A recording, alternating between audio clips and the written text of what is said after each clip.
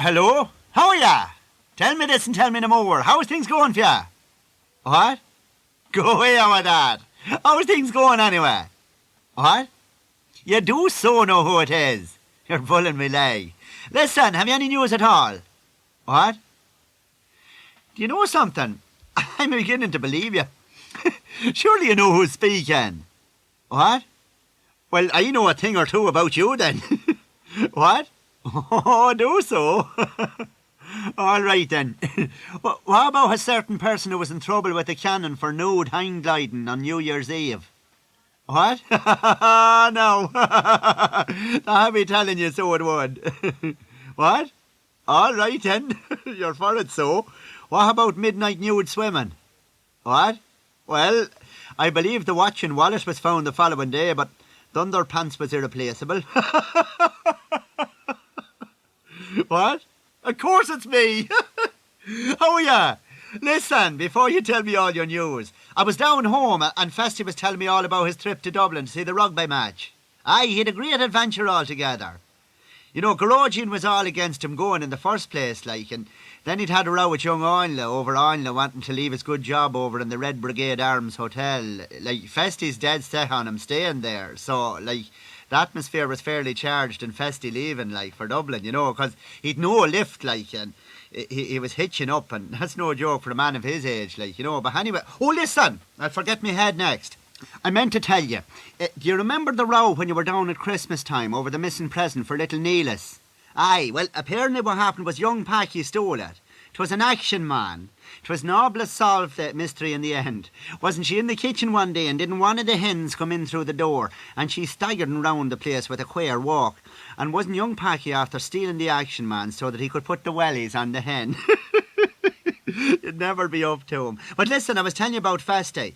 Well, anyway, he sets off out the road for Dublin and he's humming like a young fella. And after about 2 hours, all he got was a crossbar to the crossroads and a lift for a quarter of a mile on the back of Norbert's tractor. So, oh listen, speaking of rugby matches, I believe Mother Euthanasia has put her foot down altogether up at the convent. What? Oh, did you not hear about it? Oh, aye, there's murder altogether. What? Well, you see, some of the younger nuns went up to see the match on the grounds that they were responsible for physical education in the school and that, like, and Mother Euthanasia had no option but to let them go, like, but apparently the trouble started in Leeson Street, like, after the match, you know. Some Scottish lad coming out of a pub passed some remark about the Irish team to Sister Pugnacious, and whatever he said, she passed another remark, and one thing led to another, but I believe he was a very surprised man to find himself sitting on the pavement with the whole world spinning round and he trying to cough up his front teeth, like, you know. Like, you wouldn't want to get the wrong side of Sister Pugnacious, you know. Like, she's small, but she's wiry. But apparently that would have been the end of it if Sister Placid hasn't lost the cool altogether and gone in with the boot, like, and a fella hasn't much protection in a kilt, like, you know. But I believe the canon is going to make sure that that's the last rugby trip they're going on. But anyway, I was telling you about Festy. Well, apparently he got a lift in the end on the back of a Honda 50, and his teeth was nearly wore away with the vibration. But he saw the match and had his few pints, and he set out to hitch back home from Dublin. But he couldn't get a lift to save his life, and of course small wonder with the cut of him. How he walks those distances in them Wellington boots I'll never know. And the coat of him tied up with a bit of string and the cap down over his nose. Sure, no one in their right mind would stop for him.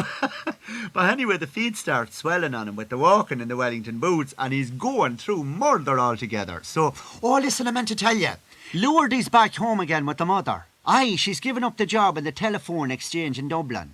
As she said, it was very lonely, like. She said she never got a chance to speak to anyone. She was completely cut off from the outer world, like, you know. She said she knitted 200 cardigans on the job in the phone exchange while she was there, like, and she used to be fit for nothing when she'd get back to the flat in the evenings. But anyway, that's by the way. I was telling you about Festy. Well, he got a few lifts after waiting for hours, and he's staggering along the road, and the feet nearly bursting out of the Wellington boots with the swelling. And what does he find on the road near home but the biggest parcel of sideline and centreline chops you ever seen in your life? Well, of course, he can't bear to leave them there, but he's in no fit state to find the owner, and by the time he does, they'll probably be gone off anyway. But how is he going to carry them, and if he does, how is he going to manage the weight of them? Well, he gets a notion, and doesn't he wrap them up in a little plastic anorak of Gorogians he'd stuffed into his pocket for emergencies, and he hobbles the whole distance home, and he thinking so hard about the chops he can't even feel the pain in his feet. Well, he's only in the door and Gorogine meets him with, "Oh God, it's yourself. And you're after missing your aunt, Sister Anemia, the old nun from America. She was very disappointed you weren't here, but she left a bottle of American rye whiskey for you." Well, then Festy tells her about finding the chops in the road, and Gorogine cooks up a whole pile of them for him, and there he is sitting up like Henry VIII in front of the fire, with the feet in a basin of warm water. And he's drinking the rye whiskey like there was no tomorrow, and firing the chop bones over his shoulder, when in comes young Anya. "Any news," says Festy. "Begob have," says Anya. "I got fired from the Red Brigade Arms Hotel today. I went out to Ballygrapple on the bike to get the meat order for the hotel, and didn't it fall off the back of the bike, and there isn't sight nor sign of it. Some fellas after picking it up and keeping it. Isn't it terrible the types that's go on the roads these days?" Well, I believe the chop bone went one way and the whiskey went the other. And they nearly had to use artificial perspiration to get Festy breathing right again. Well, listen, I'd better be getting on with my business. Rome wasn't built on a crumbled cookie. What? No, listen, I'll hang up. Yeah, I'll say cheerio for the present. Yeah, good luck. I'll see ya.